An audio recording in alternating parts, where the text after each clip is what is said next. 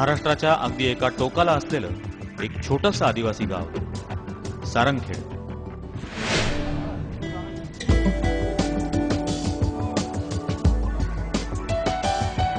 ही यात्रा साधारण नाही आणि हा बाजारही सामान्य नाही।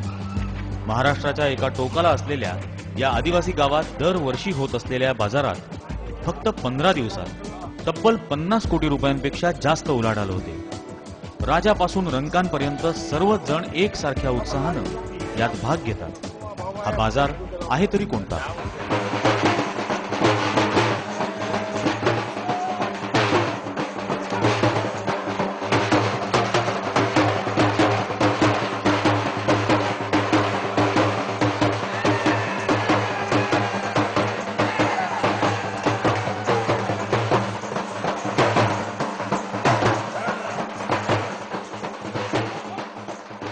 विस्तीर्ण असं पात्र असलेल्या या तापी नदीच्या काठावर सारंगखेड हे गाव वसलेलं आहे।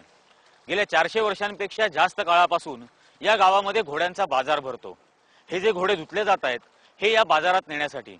असं म्हटलं जातं की शिवाजी महाराज सुरतेला जाण्याच्या आधी या गावात आले होते आणि त्यांनी आपले घोडे बदलून घेतले होते। दरवर्षी दत्त जयंतीला ही यात्रा आणि हा बाजार भरतो। सारंगी बनण्यासाठी प्रसिद्ध असलेल्या या गावात मोठमोठे वादक आणि सरदार यायचे। मग त्यांना विकण्यासाठी इथं घोड्यांचा बाजारही भरू लागला असं म्हणतात। आज शेकडो वर्षांनंतरही शासकीय मदत नाही, कोणीही आयोजक नाही, जाहिरात नाही की निमंत्रण नाही, पण हा बाजार ठरल्या दिवशी भरतो आणि देशभरातले हजारो लोक इथं येतात।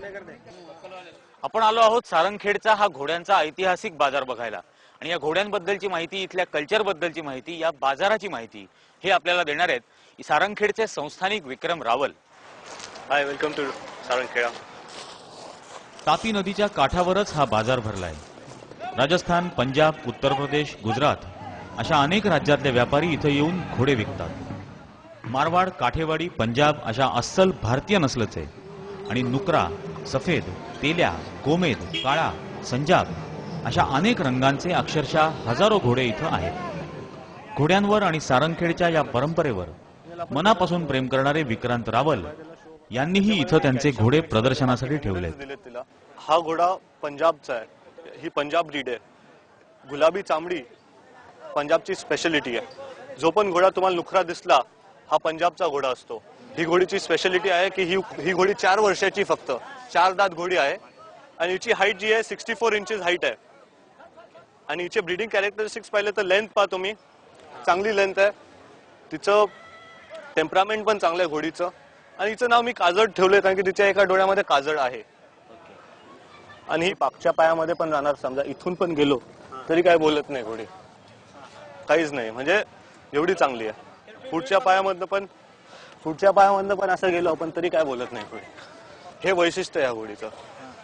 ब्रीडिंग कॅरेक्टरिस्टिक्स मध्ये मेन जो आहे, जे लोक विसरतात, तो टेम्परामेंट आहे। तो घोडीचा चांगला टेम्परामेंट पाहिजे। आपण चांगल्या टेम्परामेंटची कधी घोडी ब्रीड केली तर पुढचं जे घोडे ना ते चांगले येणार। पण इट्स व्हेरी डिफिकल्ट, खूप डिफिकल्टी। चांगली हाईट आणि चांगला टेम्परामेंट हे कॉम्बिनेशन खूपच डिफिकल्ट आहे विथ गुड कलर।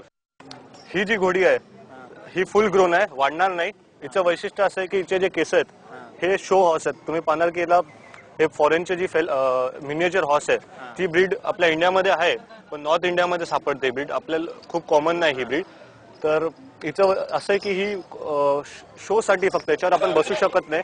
खूप मस्ती करते, खूप चुलबुली असते, चावायला येते सगळं, आणि असं भेटणं एवढं मुश्किलचं आहे। इंडियन ब्रीड आहे पण अशी घोडी भेटणं खूप मुश्किल आहे। विक्रांत रावल यांनी हिमालयात वापरल्या जाणाऱ्या या छोट्या आकाराच्या घोड्यांसाठी एक खास बग्गी पण तयार केली आहे।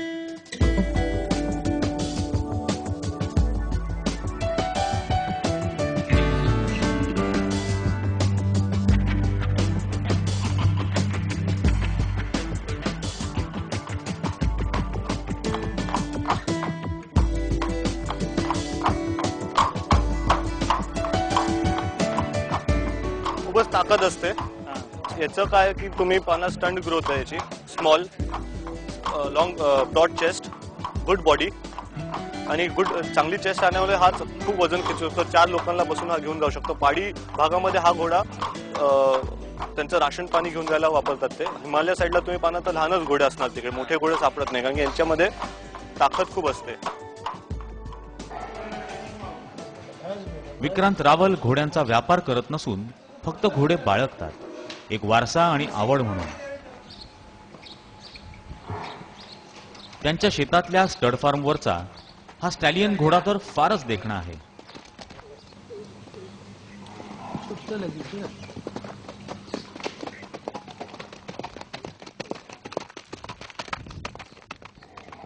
याचप्रमाणे बाजारात एक प्युअर मारवाड ब्रीडचा काळा भोर स्टॅलियनही आलाय. जाणकारांच्या मते हा अगदी उत्तम लक्षणं असलेला घोडा आहे. हा मारवाड ब्रीडचा घोडा आहे. हा साधारणतः 8 ते 9 वर्षाचा घोडा आहे. हे बेसिक ब्रीड जोधपूर एरियामधलं आहे आणि पृथ्वीराज चव्हाणचं ब्रीड आहे आणि फार स्टडी आणि वापरायला अतिशय चांगला घोडा असतो आणि टेम्परमेंटल साऊंड असतं, म्हणजे पाडापाडी मारामारी नसते जी आपण काठेवाडी घोड्यामध्ये बसतो. आणि अतिशय प्युअर जातीचा घोडा आहे.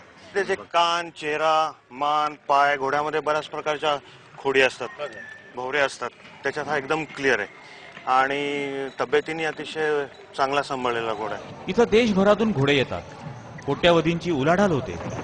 सुरुवातीला तर शासनाच्या पशुसंवर्धन खात्यातर्फे अनंत अडचणी आणण्याचा प्रयत्न झाला.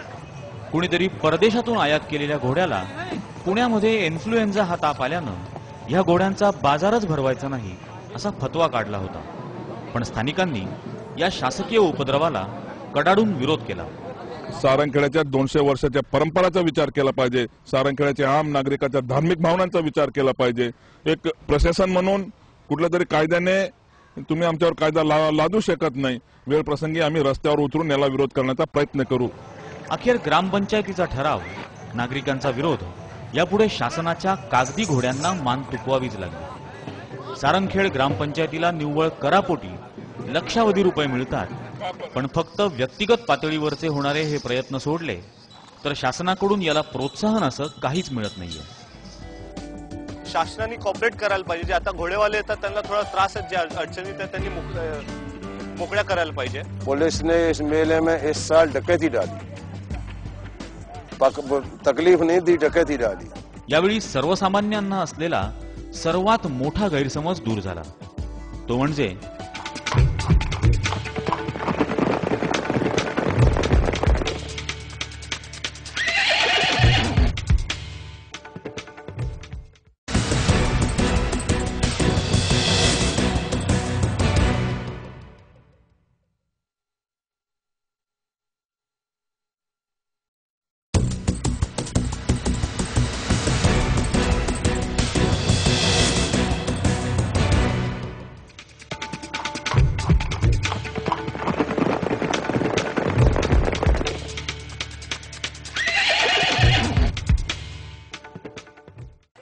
ही यात्रा 500 ते 600 वर्ष जुनी यात्रा आहे आणि महाराष्ट्रात सगळ्यांहून मोठी यात्रा आहे. ह्या यात्रेमध्ये भारताच्या सेंटरमध्ये हे गाव जे सारंगखेड आहे लोकेटेड आहे भारताच्या सेंटरमध्ये. याच्यामुळे साऊथहून पण आणि नॉर्थहून पण लोक येतात यात्रेमध्ये.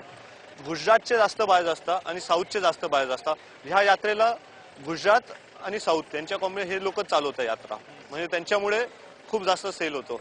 तर सारंगखेडा ही चांगल्या जनावरांसाठी प्रसिद्ध यात्रा जुन्या काळापासून आणि याच्यामध्ये ह्या यात्रेमध्ये आमच्या आजोबांपासून आमच्या गडीसाठी जे टांगे विंगे लागायचे तर आम्ही इथूनच घोडे घ्यायचो. विक्रमजी, मला असं मगाशी एका ठिकाणी कळलं की औरंगजेबाच्या काळाच्या आधीपासूनही इथं घोडे विक्रीला येत होते. असू शकतं, याला आता कोण एक्झॅक्टली सांगू शकत नाही की किती वर्ष जुनी यात्रा ही. असू पण शकतं, त्या टाइमापासून ही यात्रा असू शकते. असं हे कुठे लिहिलेलं नाही की एवढ्या वर्ष जुनी, पण ही खूपच जुनी यात्रा आहे. शासनानं या बाजाराला प्रोत्साहन दिलं. सातपुडा सह्याद्रीवर हॉर्स सफारी सुरू केली.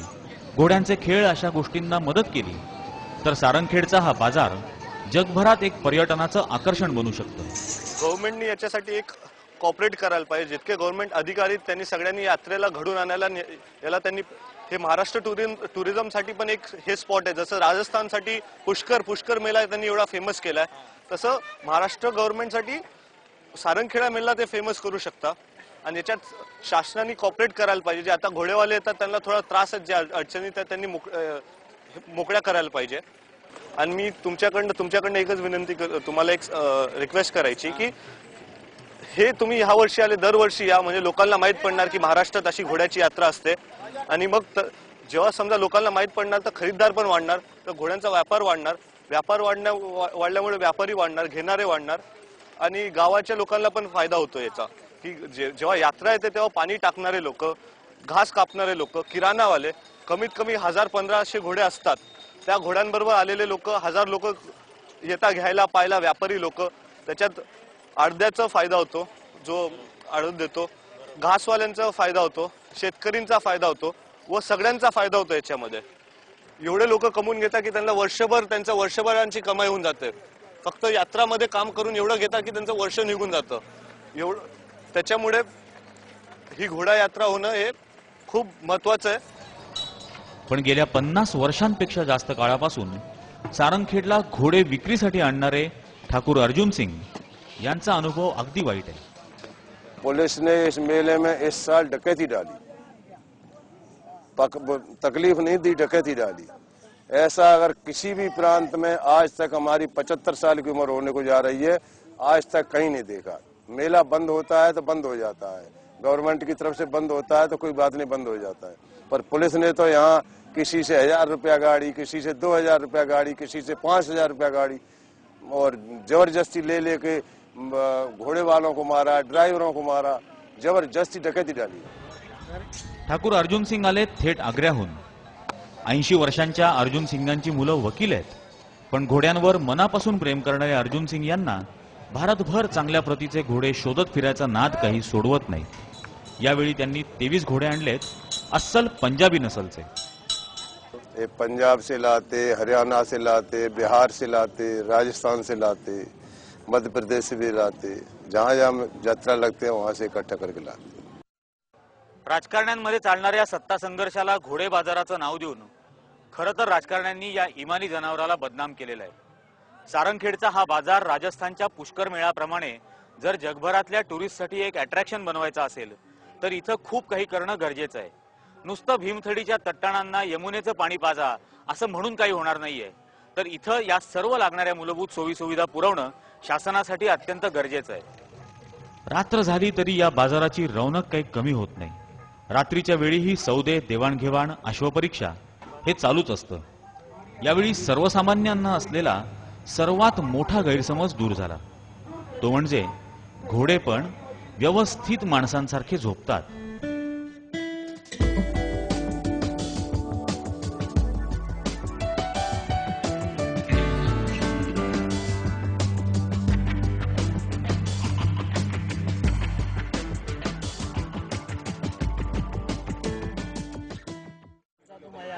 सारंगखेडच्या या बाजारात सर्वसामान्य टांगेवाल्यांपासून ते अगदी राजघराण्यांपर्यंत सर्वच जण येतात.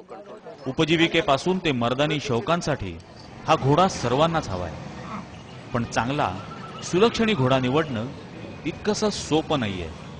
घोड्याचं कसं असतं, घोड्याचं सगळं जातीवर, रंगावर आणि त्याच्या बालभौरीवरती असतं. घोडा घेताना तो नुसता घेतला जात नाही, साधारण त्याचे बालभौरे पाहावं लागतात.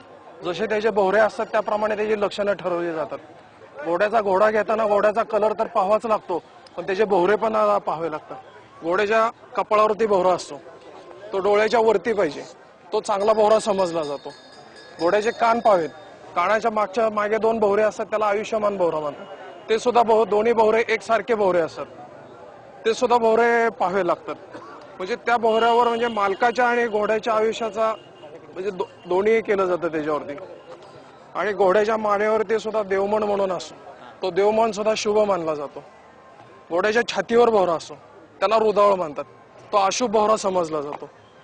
घोड्याच्या गुडघ्यावर सुद्धा 2 भोवरे असतात, ते सुद्धा 2 असले तर शक्यतो नसावेत. जो घोडा घेतो तो नसलेले म्हणजे भोवरे नसलेले तो घेतो, पण त्यातल्या त्यात असले तर निदान 2 असावेत. उजव्या साईडला असला तर जास्त चांगला.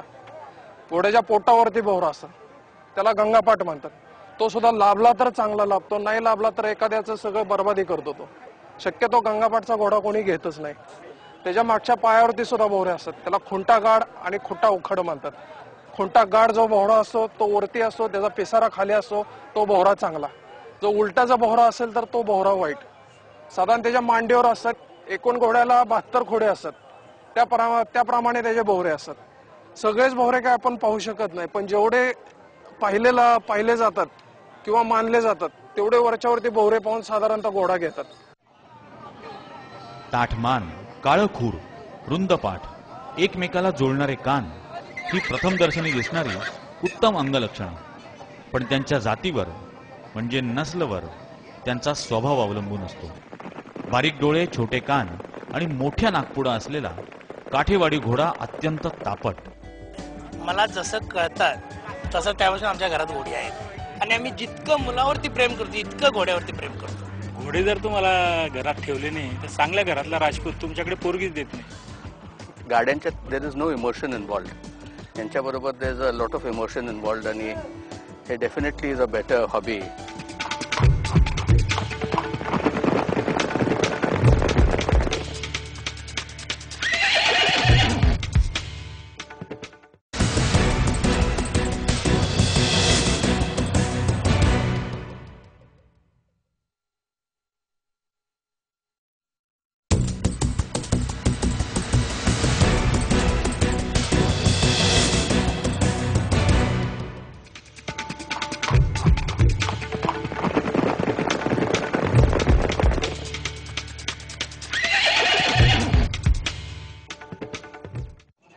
घोड्यांच्या या इमानी स्वभावामुळेच ही माणसं त्यांच्यावर मनापासून प्रेम करणारी आहेत.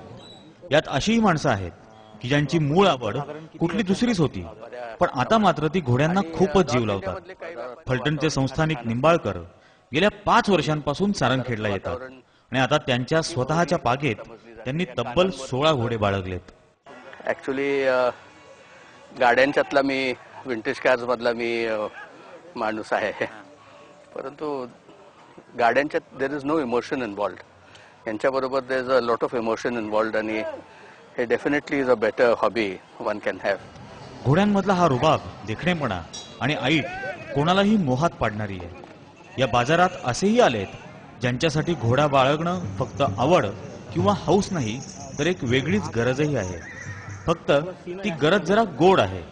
अशाच एका गोड गरजेसाठी राजपूत घराण्याचे सुरेशचंद्र सूर्यवंशी सारंगखेडला आलेत.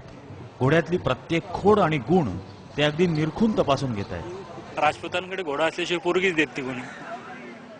चांगली पोरगी करायची तर घरात 4 घोडे ज्याचे आहे त्याच्या घरात मुलीवाला विचारच करत नाही, कारण एक घोडा 20 माणसांचं खातो, असं एक म्हण आहे मराठीत. घोडे जर तुम्हाला घरात ठेवले नाही तर चांगल्या घरातला राजपूत तुमच्याकडे पोरगीच देत नाही. ही परंपरा आहे, आता ती तुटत चालली दुर्दैवानं. साधारणपणे आपल्याला घोडा हा वाळवंटात धावणारा, डोंगर दऱ्यात दौडणारा, पाण्यात पोहणारा असा अतिशय शक्तिशाली प्राणी वाटत असला तरी काही बाबतीत अगदी नाजूक आणि भावनाप्रधानही आहे. घोड्याला वाढवताना, पोसताना त्याच्या या नाजूक गोष्टी खूपच काळजीपूर्वक सांभाळाव्या लागतात. घोड़ा जानवर ऐसा है कि आप घर से खाना खा के निकलोगे तो पुकारेगा, और पुकारने के बाद तुम जाओगे उसके पास कुछ खाना लेके, तो जब तुम घर से निकलोगे बाहर तभी पुकारेगा आपको. बहुत समझदार जानवर है, आदमी से भी नाजुक है. मूली हम और आप खाते हैं तो इसका अगर पैर पड़ जाएगा तो इसको सर्दी हो जाएगी, इतना नाजुक जानवर है. बादाम का टुकड़ा चौथाई 1/4 भाग इसको तोड़ के दे दो तो गर्म हो जाएगा, और भीगा हुआ दे दो तो सर्दी में आ जाएगा. सारंगखेड्याच्या बाजाराची ही खासियतच आहे की इथं फक्त घोडे विकले जात नाहीत, तर ते जपायचे कसे, पोसायचे कसे, वाढवायचे कसे, याबरोबरच ते चालवायचे कसे हे पण दाखवलं जातं. विकत घेणाऱ्याला अंगलक्षणांवरून एखादा घोडा पसंत पडला की त्याला दावणीतून मोकळं करून पहिले चालवलं जातं. त्याची चाल दाखवून मग त्याच्यावर रपेट करून दाखवली जाते.